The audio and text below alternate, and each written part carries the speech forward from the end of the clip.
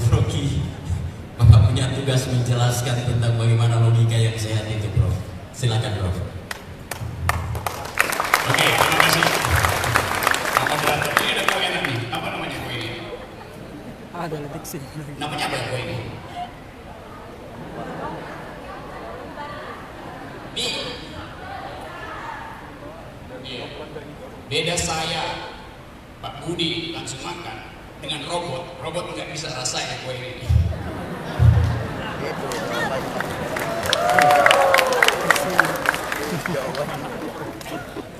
Pak Budi dia membaca Harvard Business Review tentang manajemen modern, tentang riset pasar, tentang desain logics. Dia juga membaca, ada majalah judulnya T3, Today's Tomorrow's Technology. Jadi teknologi di depan yang dibicarain hari ini. Buktinya dia tahu semua. Dia juga membaca sejarah filsafat Eropa. Karena dia bisa terangkan asal-usul rasio. Dia membaca semua jurnal pengetahuan.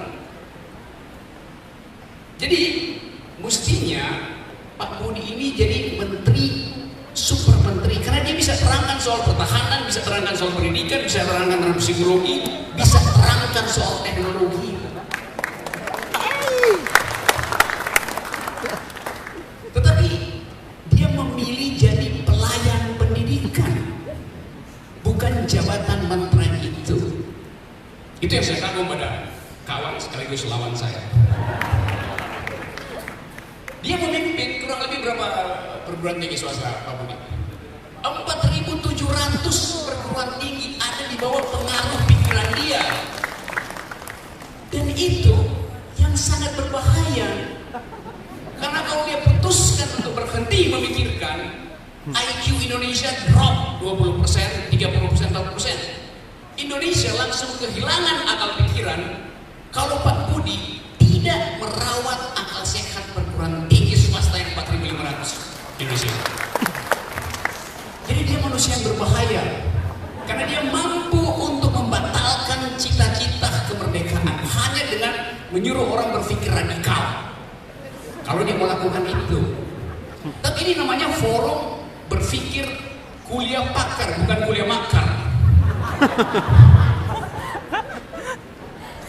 Nah, kita ada di sini di Indonesia Timur dengan keinginan untuk mengaktifkan akal pikiran dari timur.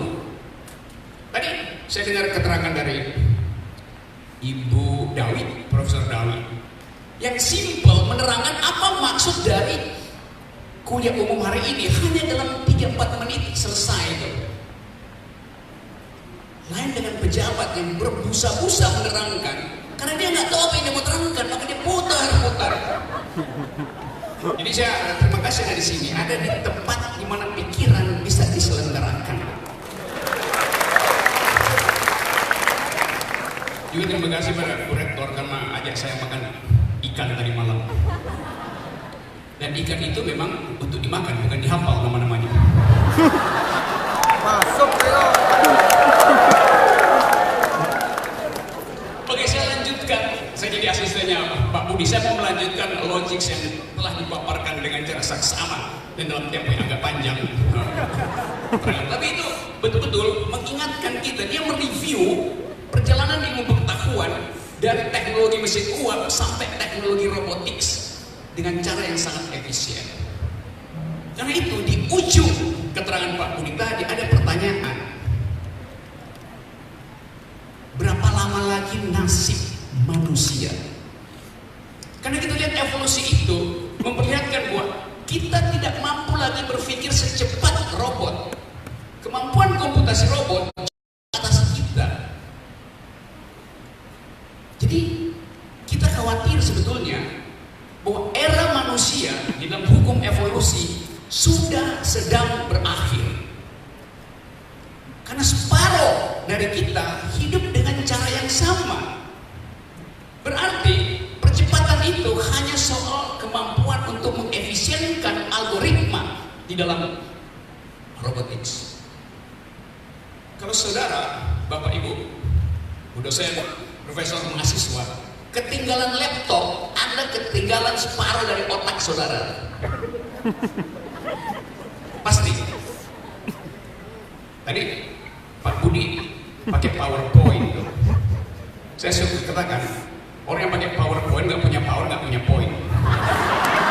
Tapi beda dengan Pak Budi, PowerPoint itu ada di kepalanya. Jadi PowerPoint tergantung pada pikiran Pak Budi. Karena itu dia terangkan melampaui PowerPoint. Ada orang yang pikirannya tergantung pada PowerPoint. Kalau macet listriknya, hilang pikirannya. Pak Budi nggak mungkin begitu.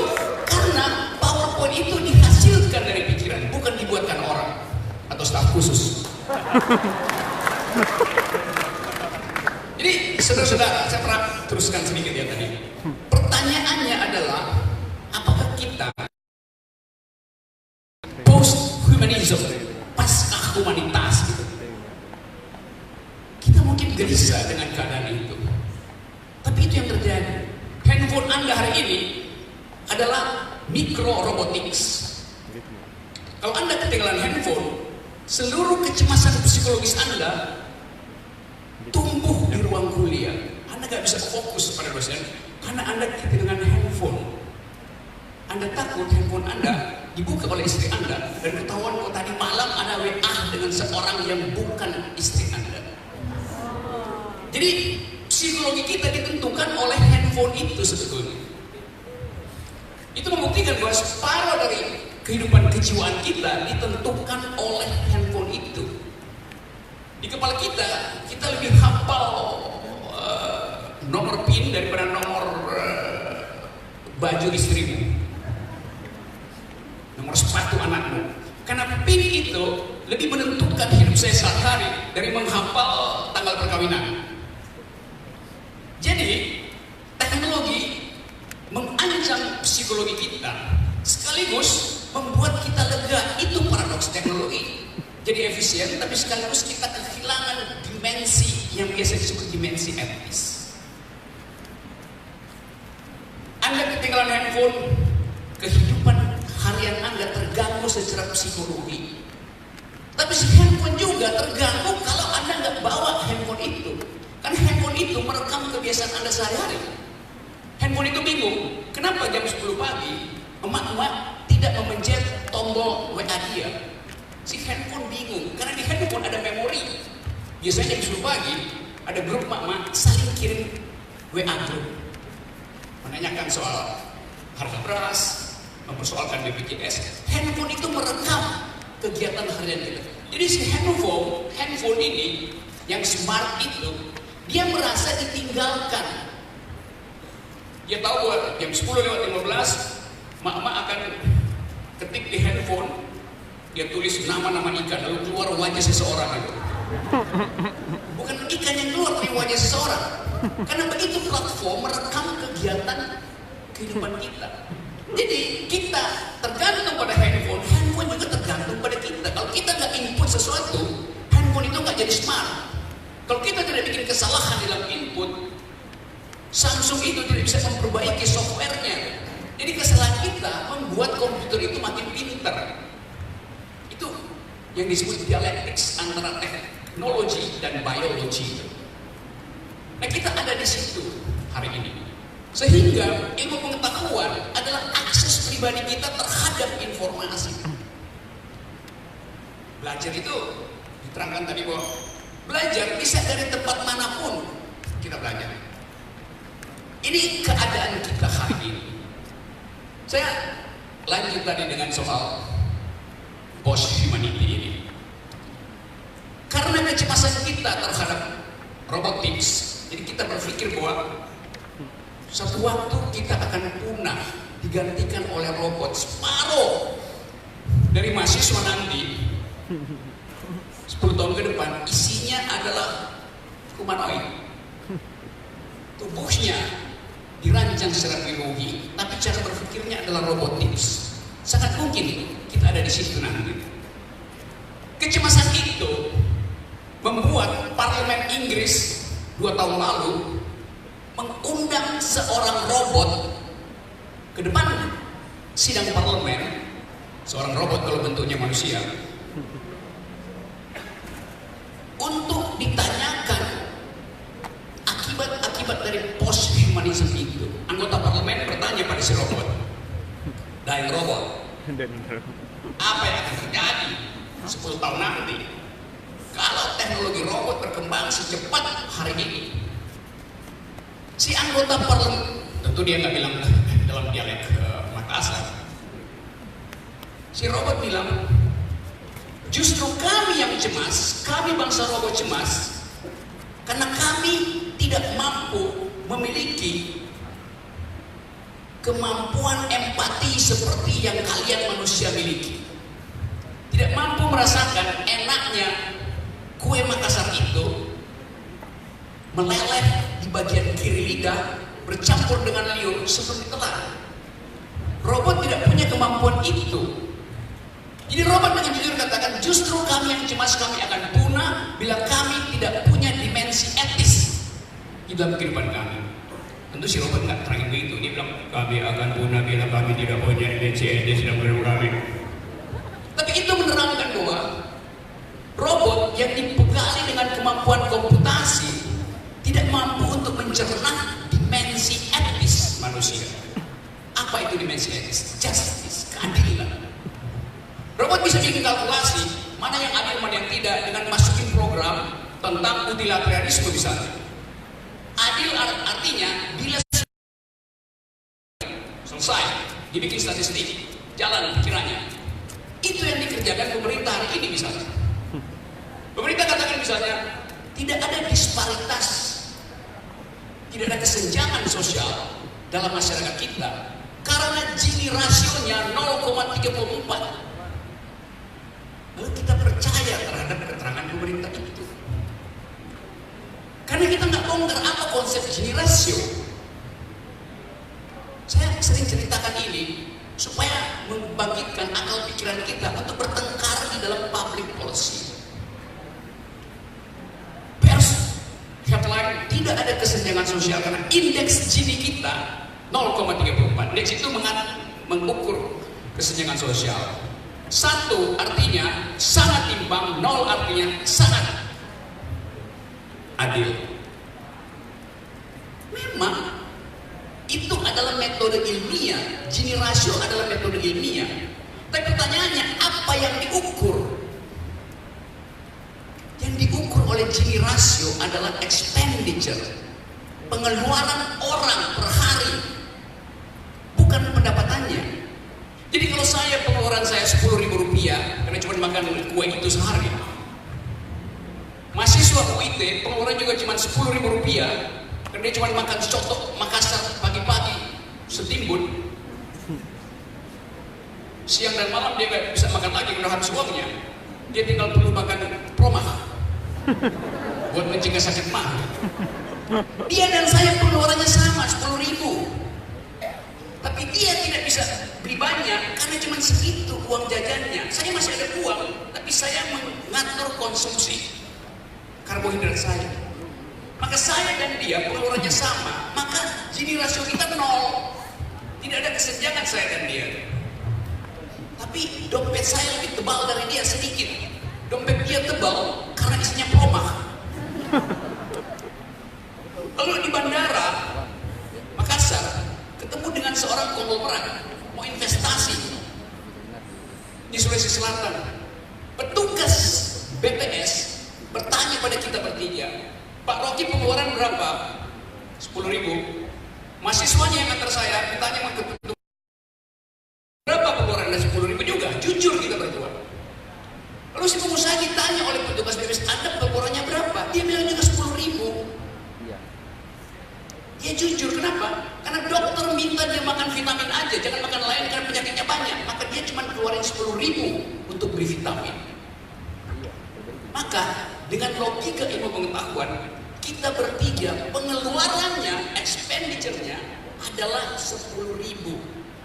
Lalu muncul di headline, menurut BPS Makassar tidak ada kesenjangan sosial di kota Makassar. Memang nggak ada, karena alat ukurnya tidak bisa menemukan persembunyian ketidakadilan. Coba diukur pemasukannya baru kelihatan ketimpangan. Itu logikanya. Jadi begitu banyak public policy diucapkan tanpa nalar, dan pers yang seharusnya memfilter kebohongan itu juga berhenti karena ketidakmampuan berpikir. Kita bisa lihat di mana-mana tuh pameran statistik. Pemerintah klaim Jawa kelebihan pasokan listrik. Karena itu silahkan mendaftar rumah tangga yang menginginkan tambahan pasokan listrik. Silahkan mendaftar. Karena pemerintah pamerkan itu Jawa kelebihan pasokan listrik. Hanya itu headline di koran. Saya yang memperhatikan produksi listrik nasional, kita tunggu mana yang disebut 35 megawatt, 35.000 megawatt. Tidak ada penambahan power plant. Tetapi pemerintah mengatakan kelebihan pasokan listrik. Maka dalam logika ada yang palsu di situ. Kita mesti cari kenapa tidak ada pabrik power plant baru untuk masuk listrik, tapi listrik berlebih. Kan sebagai akademisi kita berpikir ada yang nggak benar pasti. Kalau kita perhatikan data berikutnya di halaman berikut koran, beritanya adalah industri manufaktur di Jawa pindah ke Vietnam, pindah ke Thailand, pindah ke Bangladesh. Sekarang kita hubungkan dua berita itu. Berita bahwa Jawa kelebihan listrik, berita bahwa industri-industri pindah ke luar negeri. Atau dalam bahasa akademis terjadi deindustrialisasi. Itu keterangannya. Kelebihan pasokan terjadi karena permintaan menurun. Karena pengguna listrik besar pindah ke luar negeri. Jadi kita temukan di situ dengan akal pikiran bahwa pemerintah berbohong. Mungkin pemerintah tidak berbohong, pers berbohong karena pers tidak mampu menghubungkan. Headline bilang Jawa kelebihan pasokan listrik, halaman 2 bilang Jawa terjadi deindustrialisasi. Itu logikanya sama dengan anak kos UIT, ibu kosnya di Jalan Kenangas itu pasang plang gede-gede, silahkan kos di tempat saya karena ada tambahan 500 watt per kamar. Ada 5 kamar di situ. Tambahan 500 watt. Semester sebelumnya setiap orang memakai 500 watt per kamar. Sekarang ibu itu bilang, kita sekarang punya kelebihan 2000 watt, silahkan pakai. Kalau kita berpikir, mengapa ada kelebihan 2000 watt? Karena 4 orang anak kosnya pindah, nggak bisa bayar kos lagi. Jadi kelebihanlah pasokan listrik di rumah kos. Begitu logikanya, simple. Nah itu keadaan kita hari ini. Saya ingin agar supaya UIT punya metode berpikir kritis. Karena pertandingan mutu universitas tinggal pada kemampuan melihat sudut pandang kritis. Di dalam data 2 tahun lalu, separuh dari Ivy League di Indonesia, di Amerika, universitas menara mercusuar, separuh dari universitas ternama di Amerika akan tutup dalam 15 tahun ke depan karena mahal dan karena orang bisa belajar dari internet. Tinggal ketepatan dan kecepatan berpikir itu yang dikompetisikan di dunia. Jadi UIT lawannya bukan UI atau Bosowa, tetapi Harvard, California, yang juga tumbuh dengan metode yang sama, yaitu mengakses informasi. Jadi nggak usah khawatir kalau lantai di bawah situ tangganya jelek, tadi sana itu tangganya jelek. Yang bahaya kalau universitas pikirannya jelek. Itu soalnya tuh. Kita begini. 2 minggu lalu saya baru turun dari Himalaya, tinggian 5.400. Di ketinggian 5.000, Anda bayangkan, saya bertemu dengan seorang pendaki gunung yang juga sama-sama kedinginan karena minus 16. Sehingga kalau Anda mau pakai toilet, mesti bawa minyak, campur minyak dulu. Toiletnya supaya nggak membeku. Kalau airnya nggak campur minyak, Anda nggak bisa cebok karena itu jadi es. Teman perjalanan saya, orang asing, dia lagi mentutor mahasiswanya dari ketinggian Himalaya. Masih ada internet di situ karena pakai solar cell. Jadi Anda bisa belajar ilmu pengetahuan dari gunung yang paling dingin sekalipun, dari hutan yang paling lebat sekalipun, hanya mengandalkan wire, hanya mengandalkan cyberspace. Jadi tidak tergantung ada tidaknya dosen bertatap muka, tidak tergantung ruangnya ber-AC atau tidak. Itu yang kita punya hari ini. Dan itu mengandalkan dan mengandaikan kebebasan berpikir. Pengetahuan hanya maju kalau ada kebebasan berpikir. Inti dari universitas adalah dosen. Inti dari dosen adalah berpikir. Karena cuma itu peralatan kita di dalam universitas. Nah, apa artinya berpikir? Berpikir artinya memproduksi beratnya karena kertas, bukan karena metodologi, bukan karena pikiran. Itu yang saya inginkan terjadi di Indonesia, terjadi di dalam upaya kita untuk menyelenggarakan akal sehat. Nah, itu bagian yang selalu saya ucapkan, bahwa ijazah itu tanda seseorang pernah sekolah, bukan tanda dia pernah berpikir.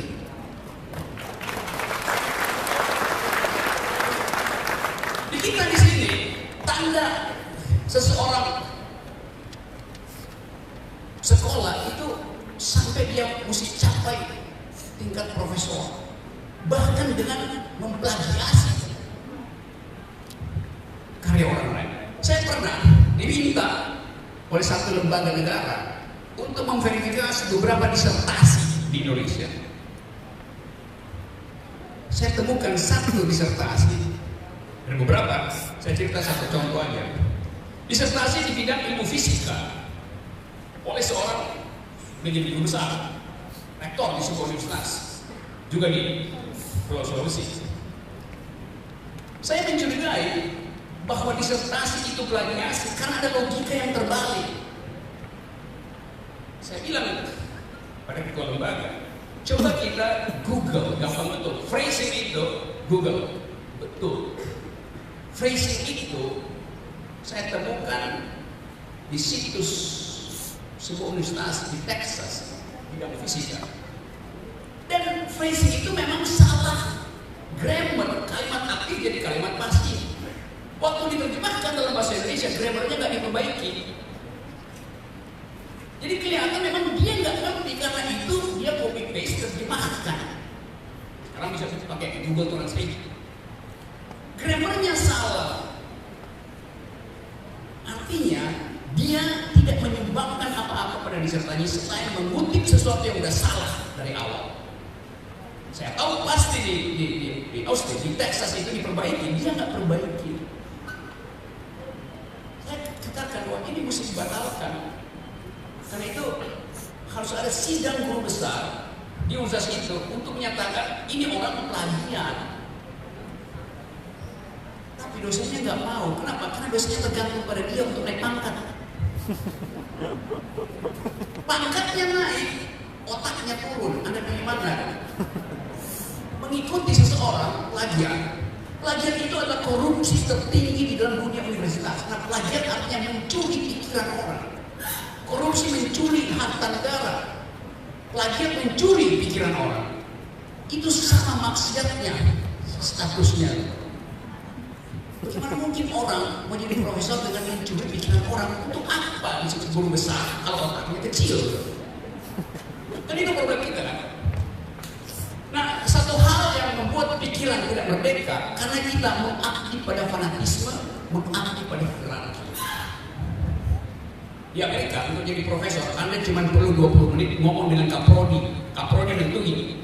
Anda mendaftar jadi dosen, Kaprodi bilang nggak bisa Anda jadi dosen di sini.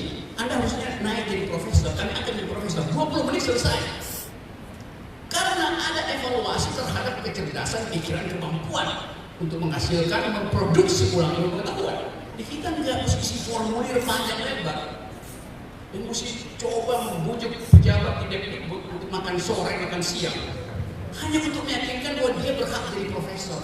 Padahal profesor itu yang evaluasinya kaprodinya, bukan menteri atau pejabat independen.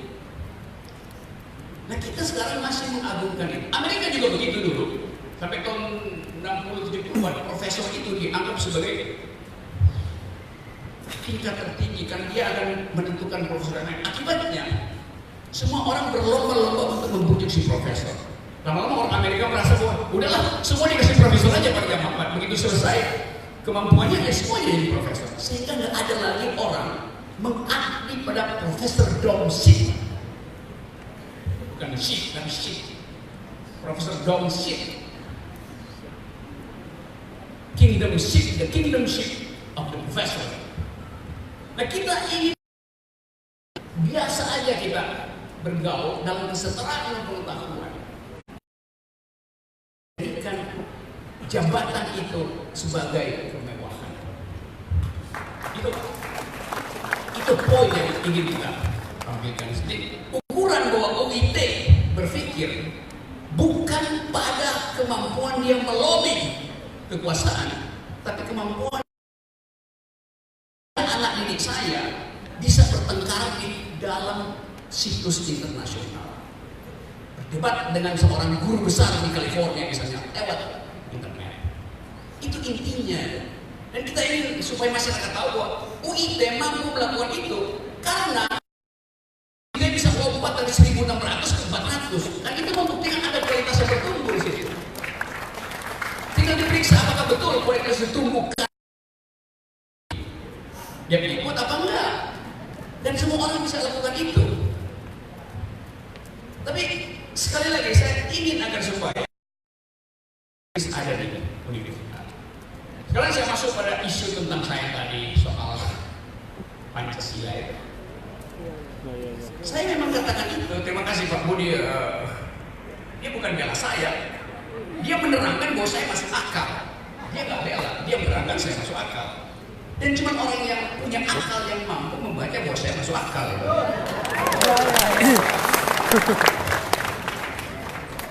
Saya katakan di situ bahwa presiden tidak paham Pancasila. Pak Budi tadi bilang bahwa saya mengatakan, saya bisa pilih, saya mengatakan presiden tidak punya pengetahuan tentang Pancasila, knowing about, atau saya bilang presiden tidak paham Pancasila. Saya memilih mengatakan tidak paham Pancasila. Kalau saya bilang dia tidak punya pengetahuan itu bisa dia baca, tapi dia tidak paham Pancasila. Lalu dilaporkan ke polisi, orang marah. Saya bilang, kalau saya bilang presiden paham Pancasila, kenapa Anda nggak marah? Kan itu pendapat. Kalau saya bilang presiden tidak paham Pancasila, kenapa Anda marah? Kan itu pendapat. Dua-duanya adalah pendapat. Kebebasan berpendapat artinya memilih pendapat yang mampu saya argumentasikan. Kalau saya memilih presiden paham Pancasila, saya nggak mampu argumentasikan itu. Maka saya memilih mengatakan presiden tidak paham Pancasila karena saya mampu membuktikan itu. Itu simpel. Yang saya mampu buktikan itu saya ajukan sebagai pendapat saya. Kalau saya bilang presiden tidak paham Pancasila dijadikan delik, kenapa nggak diselesaikan dalam debat supaya saya dibatalkan argumen saya? Laporan ke polisi, dipikir polisi bisa membatalkan argumen saya. Jadi pikirannya itu kacau. Mungkin karena kurang makan ikan. Jadi sekali lagi, kebebasan berpendapat, saya bebas berpendapat